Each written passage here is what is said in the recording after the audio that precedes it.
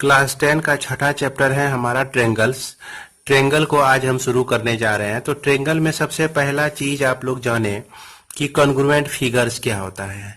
इसके बारे में आप लोग क्लास 9-10 में भी पढ़े हुए हैं कि कॉन्ग्रुएंट फिगर किसको कहते हैं हम लोग, लेकिन फिर भी हम एक बार फिर से इसको रिवाइज कर रहे हैं कि two figures are said to be congruent if they have same shape and size. अगर दो फिगर के शेप और साइज सेम हो तो वैसे दो फिगर कॉन्ग्रुएंट कहलाता है। और कॉन्ग्रुएंट का नोटेशन आप याद कीजिए कि जैसे ये दोनों ट्रेंगल कॉन्ग्रुएंट हैं तो इसको हम लोग डिनोट करते थे इस तरह से, इक्वल टू का सिंबल डालकर और इसके ऊपर इस तरह से कर्व डाल देते थे और ट्रेंगल PQR। अगर ये दोनों सर्कल है आपका, ये दोनों सर्कल कॉन्ग्रुएंट हैं तो हम इसको क्या लिख सकते हैं, circle COR congruent to circle CO'R। तो इसका अगर जो सेंटर O डैश है, इसका सेंटर O डैश है, तो हम इस तरह से इसको लिख सकते थे। अब जो है हम ट्रेंगल में पढ़ेंगे क्या पढ़ने जा रहे हैं कि in this chapter we shall study about those figures which have the same shape but not necessarily the same size. मतलब कि इस चैप्टर में हम वैसे फिगर का अध्ययन करेंगे जिसका शेप तो सेम होगा लेकिन उसका साइज सेम नहीं होगा, वो अलग अलग होगा, या कोई जरूरी नहीं है कि वो अलग अलग भी हो। इसके बाद हम देख रहे हैं कि यहाँ देख पा रहे हैं दो ट्रेंगल, एक ट्रेंगल का साइज बड़ा है, दूसरे ट्रेंगल का साइज छोटा है, लेकिन इसका जो शेप है, दोनों का शेप सेम है। तो दोनों का शेप जब सेम है तो ये दोनों ट्रेंगल का अध्ययन करेंगे जिसको हम लोग सिमिलर कहते हैं। इसके बाद यहाँ पर एक स्क्वायर देख रहे हैं और यहाँ भी स्क्वायर है, तो स्क्वायर का शेप अलग अलग है, साइज दोनों का शेप सेम है, माफ कीजिएगा, शेप इस दोनों का सेम है और साइज यहाँ पर अलग अलग है। उसी तरह से ये सर्किल में भी देख रहे हैं क्या कि शेप इसका सेम है और साइज इसका अलग अलग है। तो इस तरह के फिगर का अध्ययन हम इस चैप्टर में करने जा रहे हैं। तो इसी के आधार पर हमारा आता है सिमिलर फिगर किसको कहते हैं। तो geometric figures having same shape are called similar figure. मतलब कि ज्योमेट्रिक फिगर जिसका शेप जो है सेम हो तो उसको हम लोग सिमिलर फिगर कहते हैं। और यहाँ पर सिर्फ शेप से मतलब है, साइज से कोई मतलब नहीं रह जाता है। अब इसका जो है सिमिलर का सिंबल हम इस तरह से यूज करते हैं। एक बार फिर से देखें, ये इस तरह से हम लोग सिंबल यूज करते हैं सिमिलर का। अब यहाँ पर इसका एग्जाम्पल में हम ले सकते हैं कि any two line segment are similar. अगर दो लाइन सेगमेंट, हम एक लाइन सेगमेंट AB और दूसरा लाइन सेगमेंट CD ले लें तो ये दोनों लाइन सेगमेंट आपस में सिमिलर होते हैं। AB सिमिलर टू CD, इसको हम डिनोट इस तरह से कर सकते हैं। अब दो इक्विलैटरल ट्रेंगल लिए, वह दोनों इक्विलैटरल ट्रेंगल भी आपस में क्या होते हैं, सिमिलर होते हैं। तो यहाँ पर जैसा कि फिगर में आप देख रहे हैं कि दो इक्विलैटरल ट्रेंगल हैं। इक्विलैटरल ट्रेंगल की क्या विशेषता है कि सभी एंगल्स जो हैं इक्वल होते हैं और साइड भी आपका इस ट्रेंगल के लिए इक्वल और इसका साइड आपस में एक दूसरे के इक्वल होता है। तो ऐसे सेम शेप वाले फिगर्स को हम लोग सिमिलर कहते हैं। सिमिलर का ये सिंबल हो जाता है। उसके बाद आप देख रहे हैं स्क्वायर, दो तरह का स्क्वायर है, ये दोनों स्क्वायर भी आपका सिमिलर है। इसके बाद यानी टू सर्किल्स आर सिमिलर, दो सर्कल लिए हैं, एक का रेडियस R है, दूसरे का रेडियस S है और जिसको हम लोग सिमिलर कह रहे हैं। तो इस तरह से दो सर्कल भी आपस में आपका सिमिलर होता है क्योंकि इसका शेप सेम है, ये भी सर्कुलर है तो ये भी सर्कुलर है, शेप इसका सेम है, साइज इसका अलग अलग है, तो इसलिए हम इसको सिमिलर कहेंगे। फिर से एक बार देख लें कि सिमिलर का जो सिंबल होता है ये आपका सिंबल होता है और इस तरह से हम लोग सिंबल को डिनोट करते हैं बीच में। अगर ट्रेंगल ABC ट्रेंगल PQR दोनों सिमिलर हो तो हम इसको इस तरह से लिख सकते हैं। इसके बाद हम लोग देखें कि सिमिलर पॉलीगन्स किसको कहते हैं। सिमिलर पॉलीगन्स में हम कह सकते हैं two polygons having the same number of sides are said to be similar. दो पॉलीगन हो जिसमें सेम नंबर ऑफ साइड हो तो उसको हम सिमिलर तभी कह सकते हैं कि their corresponding angles are equal, उसके करस्पॉन्डिंग इक्वल एंगल्स इक्वल हो और करस्पॉन्डिंग लेंथ जो है प्रोपोर्शनल हो।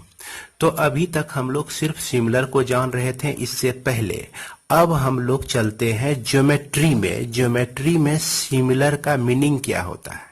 तो ज्योमेट्री में सिमिलर का मीनिंग होता है कि दो ज्योमेट्रिक फिगर का एंगल्स आपस में इक्वल होना चाहिए और उसका करस्पॉन्डिंग साइड जो है प्रोपोर्शनल होना चाहिए। अब देखिए कि ए प्लेन फिगर, अब यहाँ पर एक प्रश्न आता है, अगर किसी के मन में यह प्रश्न आ रहा हो कि पॉलीगन क्या है, पॉलीगन हम लोग किसको कहते हैं, तो पॉलीगन का डेफिनेशन हम लोग देख सकते हैं। पॉलीगन का डेफिनेशन क्या होता है कि ए प्लेन फिगर बाउंडेड बाय 3 और more than 3 line segment is called polygon. एक प्लेन फिगर जो कि बाउंडेड होता है 3 लाइन सेगमेंट से या 3 से ज्यादा लाइन सेगमेंट से, तो वो क्या कहलाता है? पॉलीगन कहलाता है। अब इसी के आधार पर जैसे 3 साइड लाइन सेगमेंट से बनने वाला ज्योमेट्रिकल फिगर ट्रेंगल होता है तो ये पॉलीगन है। क्वाड्रिलेटरल में जो है 4 लाइन सेगमेंट होता है तो इसको भी हम पॉलीगन कह सकते हैं। पेंटागोन में 5 लाइन सेगमेंट से घिरा रहता है तो इसको भी हम पॉलीगन कह सकते हैं। हेक्सागोन में भी 6 लाइन सेगमेंट से यह घिरा हुआ रहता है तो इसको भी हम पॉलीगन कह सकते हैं। अब एग्जांपल यहाँ पर देखें कि एक पहला नंबर ट्रेंगल है, दोनों ट्रेंगल का शेप अलग सेम है लेकिन साइज अलग अलग है। तो यहाँ पर अब अकॉर्डिंग टू डेफिनेशन एंगल इसका इक्वल होना चाहिए। तो मान लीजिए इसका ए एंगल जो है पी के बराबर है, एंगल बी जो है क्यू के बराबर है, एंगल सी जो है एंगल आर के बराबर है और इसका साइड प्रोपोर्शनल होना चाहिए। A B by P Q, इसका साइड का ratio B C by Q R, B C by Q R, A C by P R, A C by P R equal to हमारा क्या आना चाहिए? Constant हमेशा आना चाहिए। तो अब हो गया हमारा सिमिलरिटी के डेफिनेशन के आधार पर इसका एनालिसिस। उसी तरह से ये आप देख पा रहे हैं दूसरा फिगर आपका क्वाड्रिलेटरल है। क्वाड्रिलेटरल में यदि सारे एंगल इक्वल हो, angle A equal to angle P, angle B equal to angle Q, angle C equal to angle R, angle S equal to angle D, चारों एंगल इसका इक्वल हो, इसके साइड भी प्रोपोर्शनल हो, साइड ए बी, इसका side A B by इसका side P Q, इसका side B C तो इसका साइड क्यू आर, तो यह भी एक, इसका जब रेशियो निकालते हैं यह भी एक कांस्टेंट टर्म आता हो। तो इस कंडीशन में ऐसे सिचुएशन में हम कह सकते हैं यह दोनों क्वाड्रिलेटरल जो है क्या है आपका? सिमिलर है।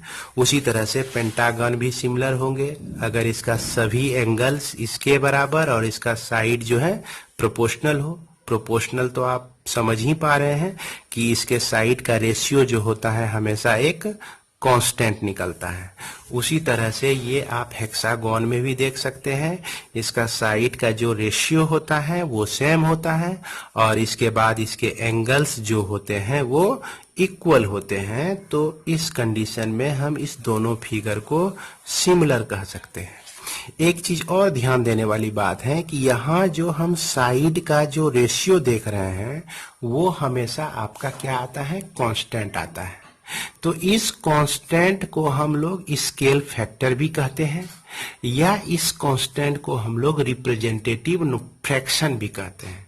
तो इसको ध्यान रखें कि यह ऑब्जेक्टिव में कभी पूछा जा सकता है कि स्केल फैक्टर क्या होता है या रिप्रेजेंटेटिव फ्रैक्शन क्या होता है। स्केल फैक्टर यानी कि दो सिमिलर पॉलीगन के साइड का रेशियो है। रिप्रेजेंटेटिव फ्रैक्शन दो सिमिलर ज्योमेट्रिक साइज का रेशियो है। इसके बाद हम लोग जाने इक्यू एंगुलर ट्रेंगल क्या होता है। जैसा कि मीनिंग है इक्यू एंगुलर ट्रेंगल, ट्रेंगल इक्यू मीन्स बराबर, इक्वल एंगुलर मतलब एंगल।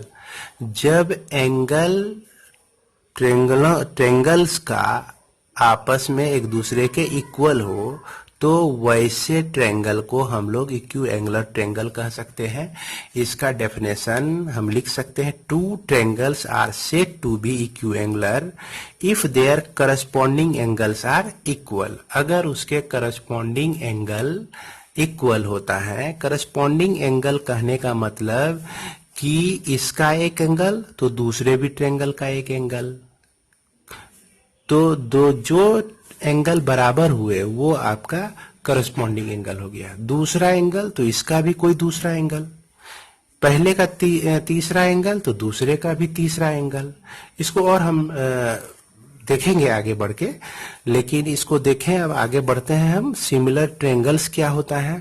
सिमिलर ट्रेंगल्स, अब हम आते हैं ट्रेंगल पे, चूंकि यह चैप्टर आपका ट्रेंगल है और यहाँ पर जो है हम लोग सिमिलर का जो डिस्कशन करने जा रहे हैं, सिमिलर फिगर्स का जो डिस्कशन, तो उस फिगर में खास रूप से मतलब मुख्य रूप से हम लोग ट्रेंगल के भी बारे में पढ़ेंगे।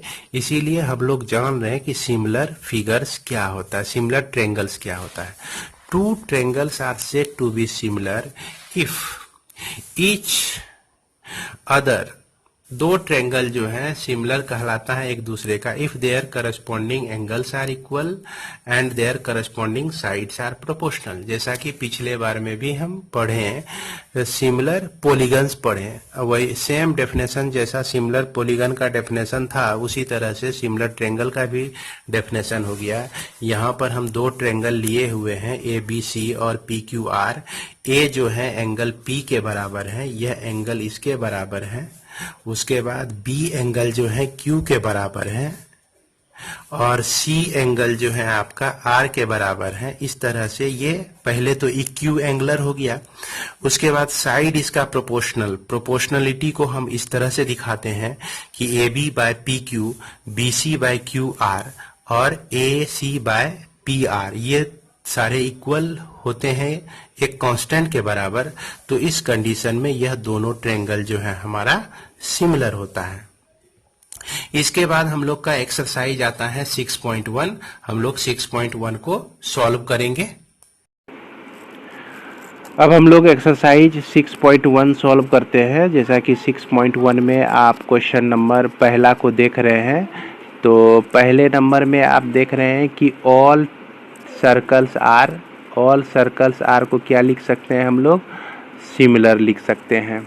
उसके बाद दूसरा number all squares are dash, तो ऑल स्क्वायर जो होते हैं वो क्या होते हैं, सिमिलर होते हैं।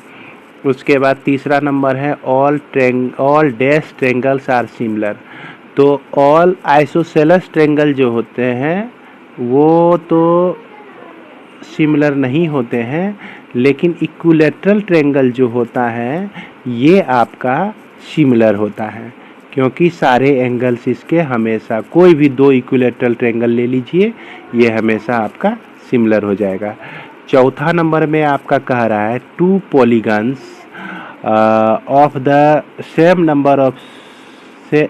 Number of sides are similar if their corresponding angles are, क्या हो जाएगा यहाँ पे हमारा, इक्वल हो जाएगा। ये हम तो पहले वाले में हम क्या भरेंगे, इक्वल भरेंगे, इसमें इक्वल भरेंगे, ये इक्वल को भरेंगे हम पहले वाले में, और दूसरे वाले में जो है हम लोग भरेंगे प्रोपोर्शनल। तो यह जो है आपका करस्पॉन्डिंग साइड क्या होता है, प्रोपोर्शनल होता है। अब इसके बाद हम लोग देखते हैं दूसरा नंबर का क्वेश्चन।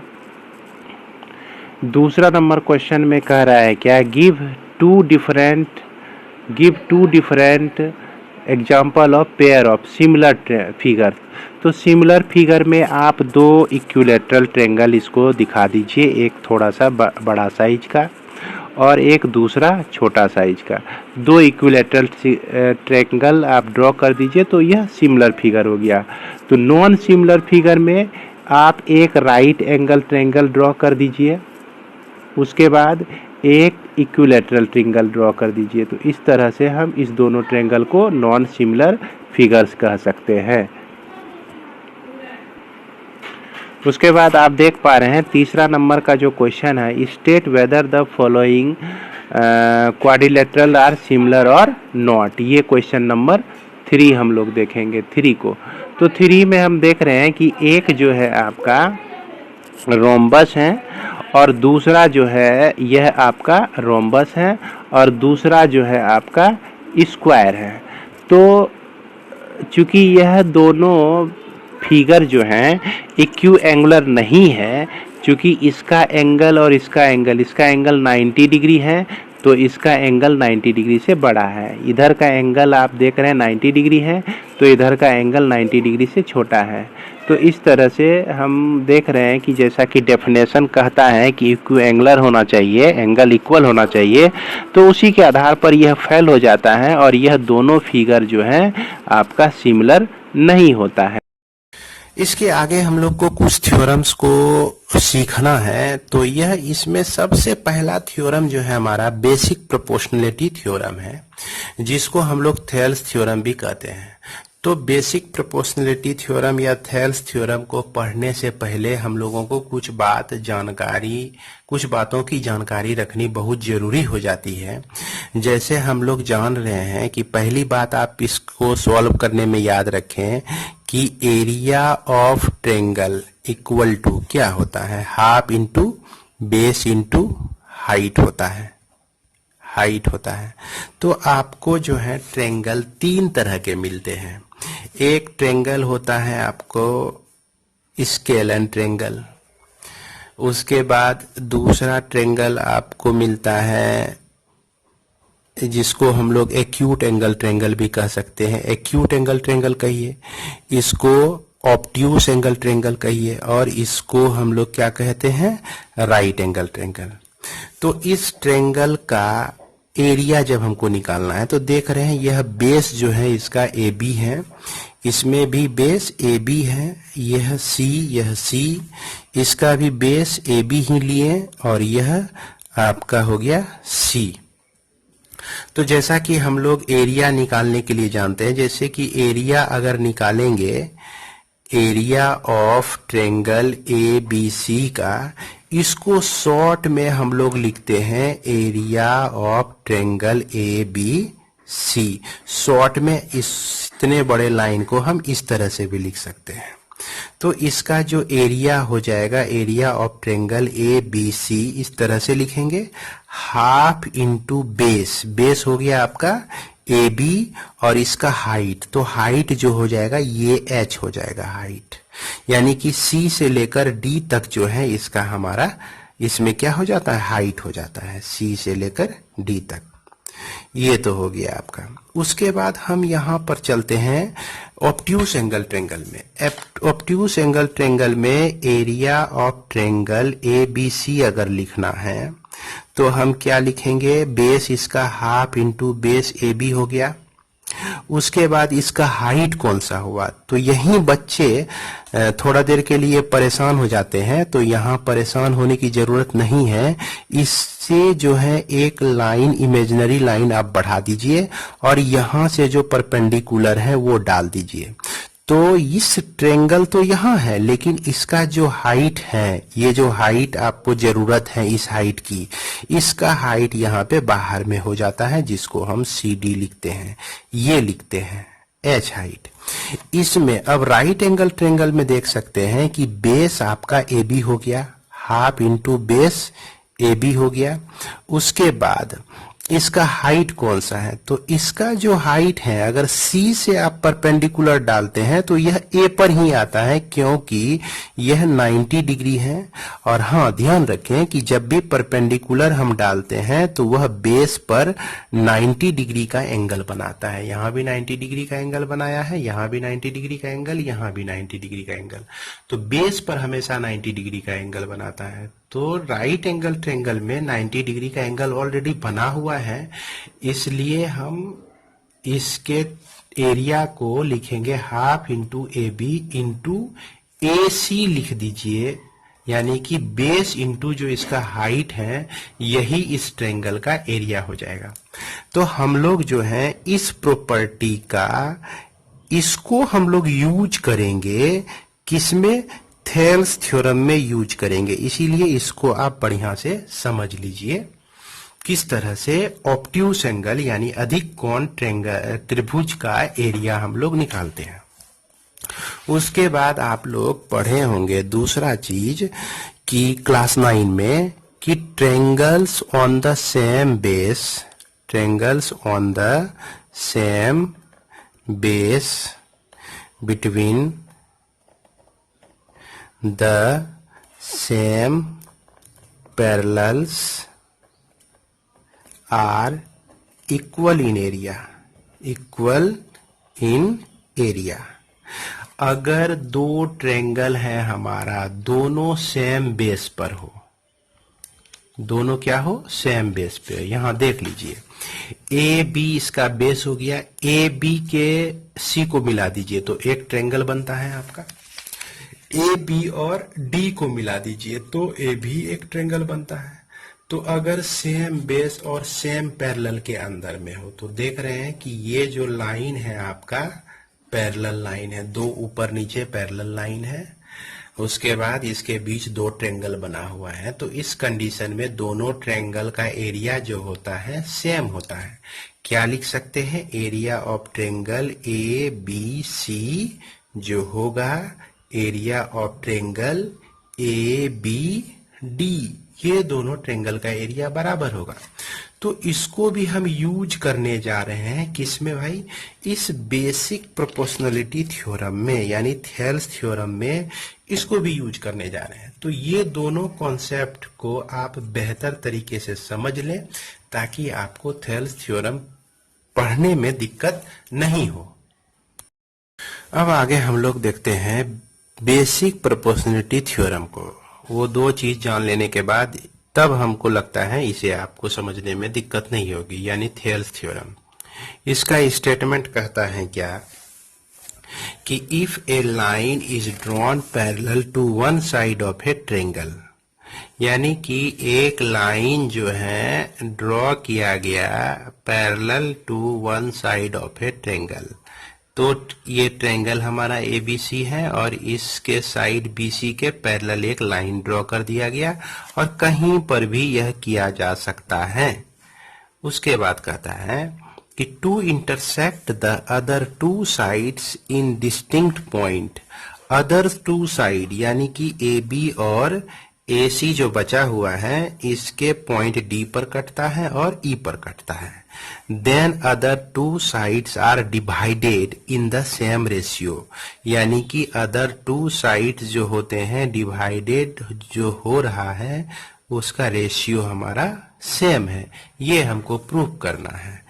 तो इसका मतलब ये होता है कि इसका जो रेशियो है आपका AD by BD, AD by BD, AE by EC, ये दोनों का रेशियो जो है सेम है। इसे हमको प्रूव करना, यानी कि इस पार्ट को हमको प्रूव करना है यहाँ पर।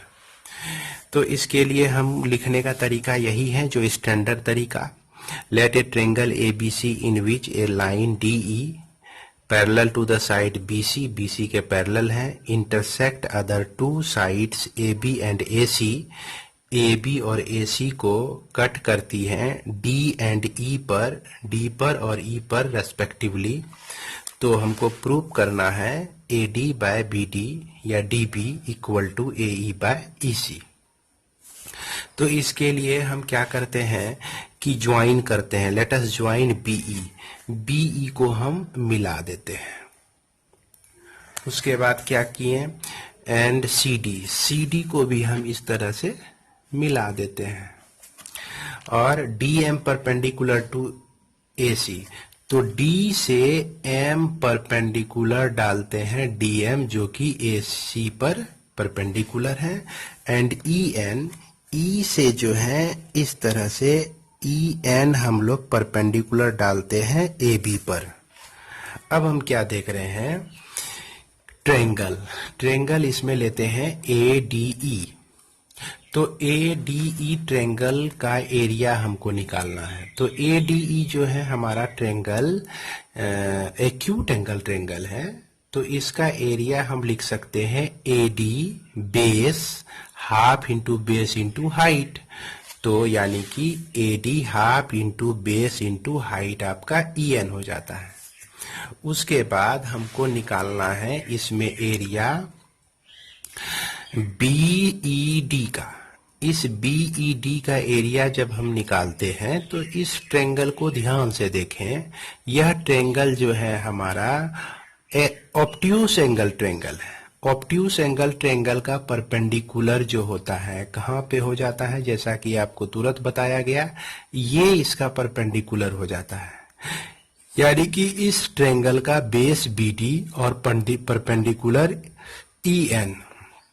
तो उसी तरह से हम लिख सकते हैं area of B D E equal to half into B D into E N.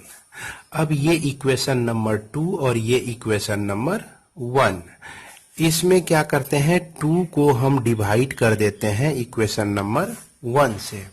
तो हम क्या देख रहे हैं कि area of triangle B D E by area of triangle A D E equal to इसका area half into B D into E N by इसका area half into A D into E N.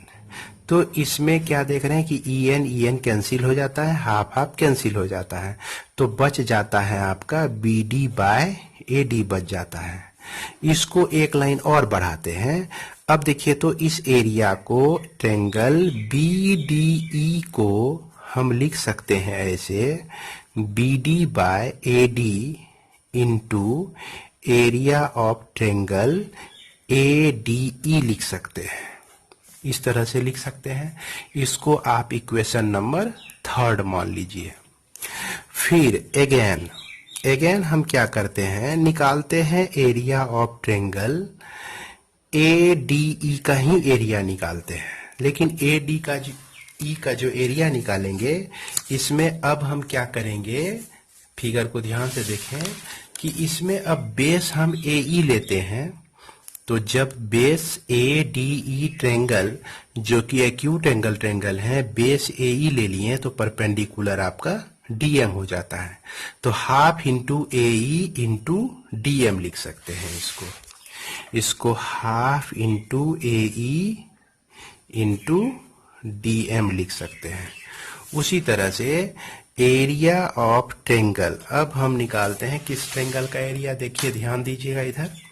Area निकालते हैं ई C D का। ई C D जो triangle है हमारा, यह triangle obtuse angle triangle है। इसका जो परपेंडिकुलर होगा वो डीएम हो जाएगा। इसका एरिया हम क्या लिख सकते हैं, बेस इंटू हाइट लिख सकते हैं। तो ई सी इसका बेस हो गया, हाइट डीएम। तो हम क्या लिख सकते हैं इसको, half into area of E C D equal to half into base E C into height, इसका डीएम हो गया। ये इक्वेशन नंबर 4 और ये इक्वेशन नंबर 5। अब क्या करते हैं, इसमें हम 5 इक्वेशन को डिवाइड कर दिए 4 से।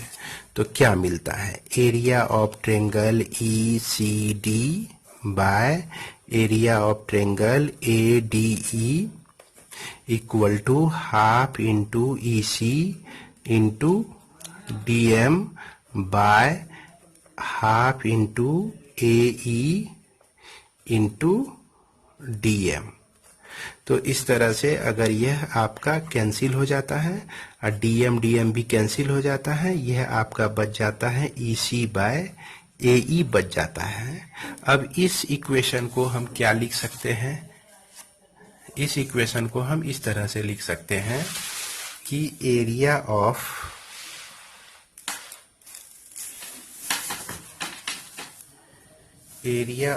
Triangle E C D equal to EC by AE into area of triangle ADE लिख सकते हैं।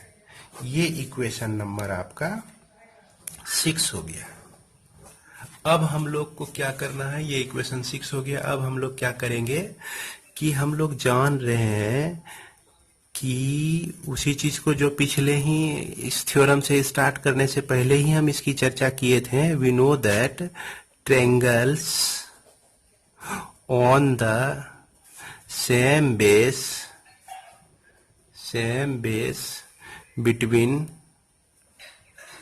between the same parallels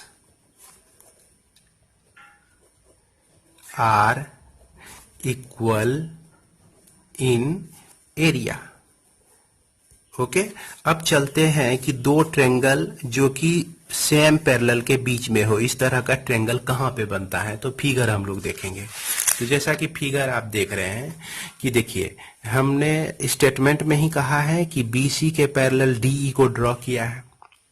इस दोनों लाइन के बीच दो ट्रेंगल, एक ट्रेंगल को देखिए DEB एक ट्रेंगल बन रहा है और DEC दूसरा एक ट्रेंगल बन रहा है। दोनों बेस DE पे है और यह दोनों जो है एक ही पैरेलल के बीच में है। तो यानी यह ट्रेंगल और यह ट्रेंगल का एरिया हम लोग इक्वल लिख सकते हैं। तो इसके आधार पर, इस स्टेटमेंट के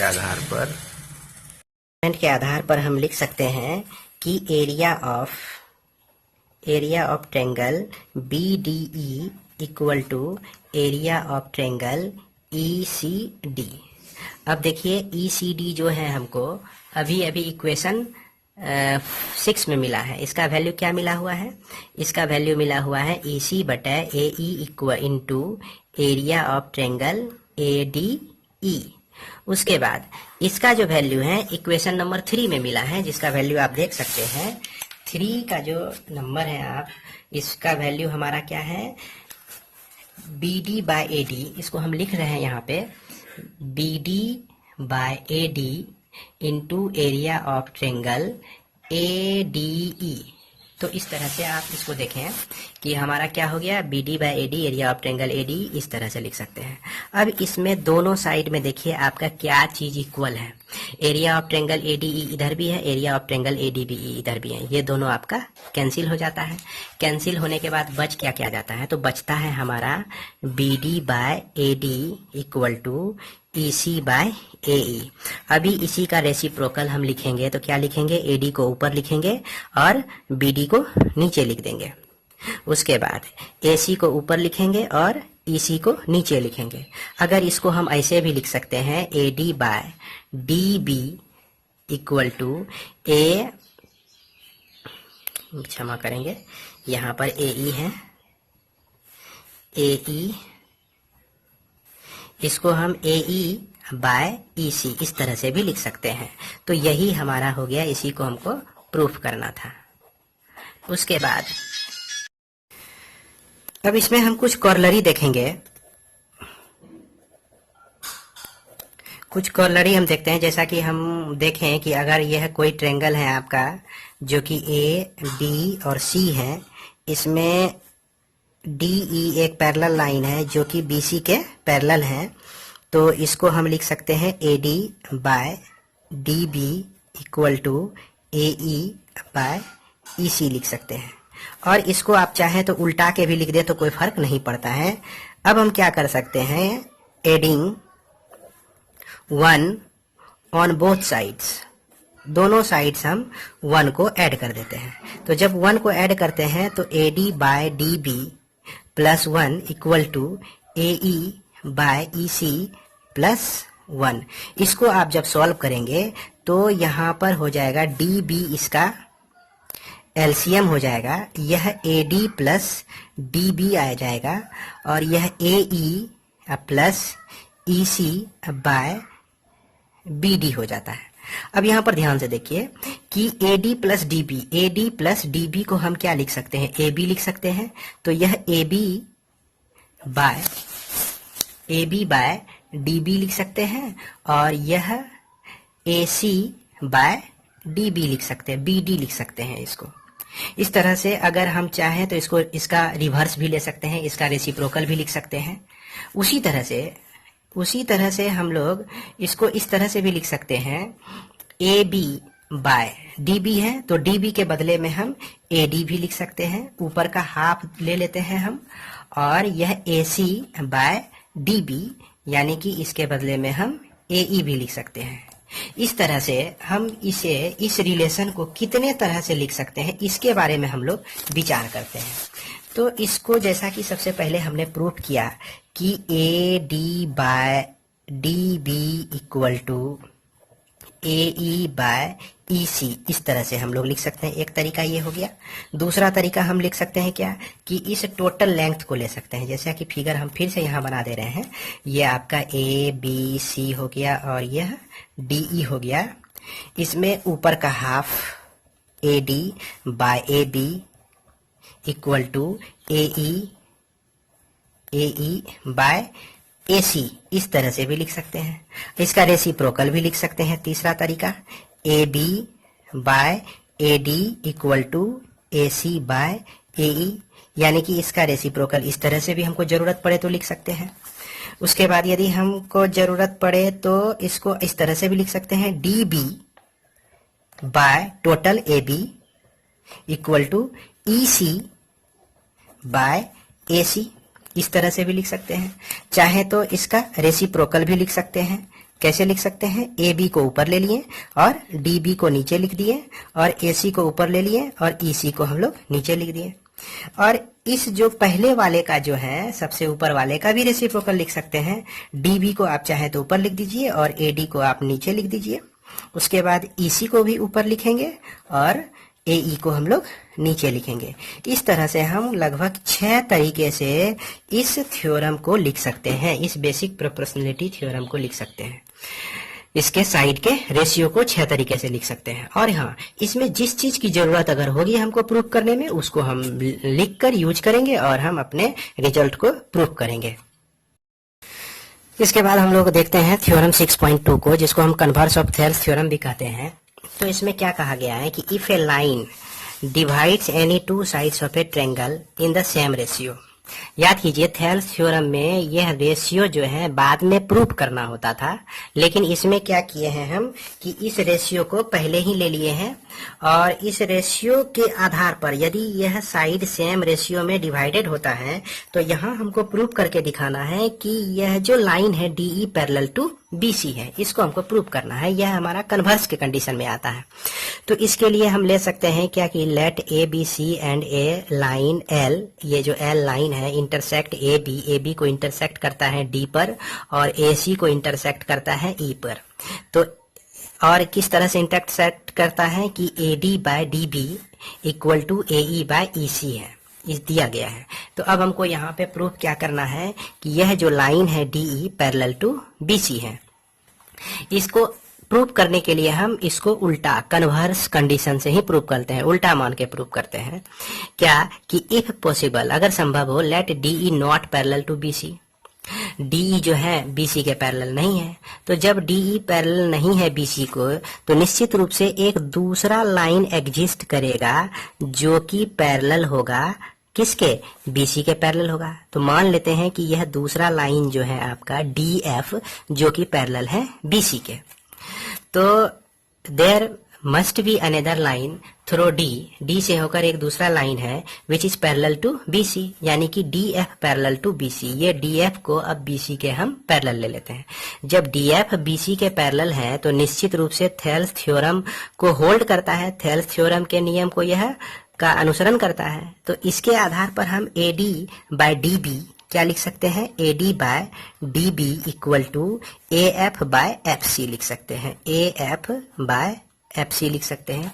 यह इक्वेशन नंबर आपका 2 हो गया। और यहाँ पर जो है यह इक्वेशन आपका 1 है। 1 और 2 को ध्यान से देखिए, लेफ्ट साइड दोनों का सेम है, तो निश्चित रूप से राइट साइड जो है ये दोनों आपका इक्वल हो जाएगा। तो हम फ्रॉम फर्स्ट एंड 2 से क्या लिख सकते हैं कि A E by E C equal to A F by F C. इस तरह से लिख सकते हैं।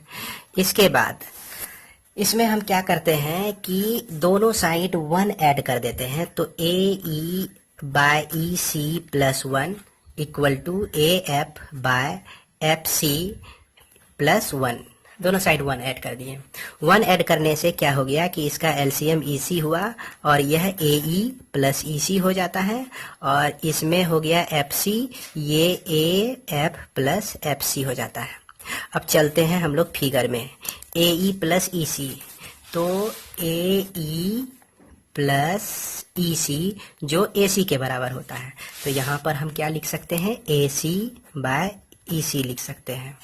AF प्लस FC को देखिए, फिगर में देखते हैं।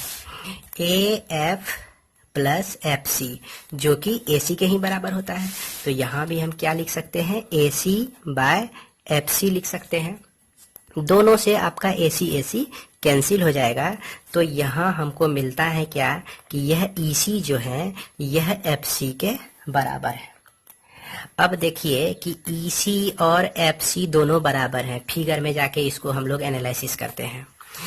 यहाँ पर देख रहे हैं कि FC और EC दोनों इक्वल हैं, तो इसका मतलब क्या हो गया कि जैसा कि फिगर हम देख पा रहे हैं कि ये तो फिगर के आधार पे पता चल रहा है कि FC बड़ा है और EC छोटा है, लेकिन यहाँ पे जो रिजल्ट आया है FC इक्वल टू EC दोनों इक्वल है, तो यानी कि दोनों पॉइंट जो है एक ही जगह एग्जिस्ट कर रहा है, एक ही पॉइंट पर एग्जिस्ट कर रहा है। E भी इसी पॉइंट पर है और F भी इसी पॉइंट पर है। जब दोनों एक ही पॉइंट पर आ जाता है तो इसका मतलब क्या हुआ कि हमारा जो माना गया F है BF equal parallel to BC माने हुए हैं, जो कि क्या है हमारा गलत है। जब गलत है तो यह जो रिलेशन आपका दिया गया है तब इसको मानना ही पड़ेगा हमको। इस तरह से कन्वर्स लॉ को हम लोग कन्वर्स ऑफ थेल्स थ्योरम को प्रूव कर सकते हैं। तो क्या लिख सकते हैं हम अंत में लिख सकते हैं this is possible only when E and F coincide।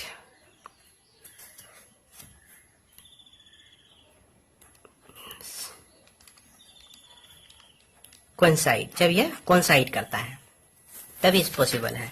तो अंत में लिख सकते हैं कि हमारी जो मान्यता है वो गलत है, हेंस DE जो है पैरेलल टू आपका क्या हो जाता है, BC हो जाता है। यही हो गया आपका प्रूव्ड।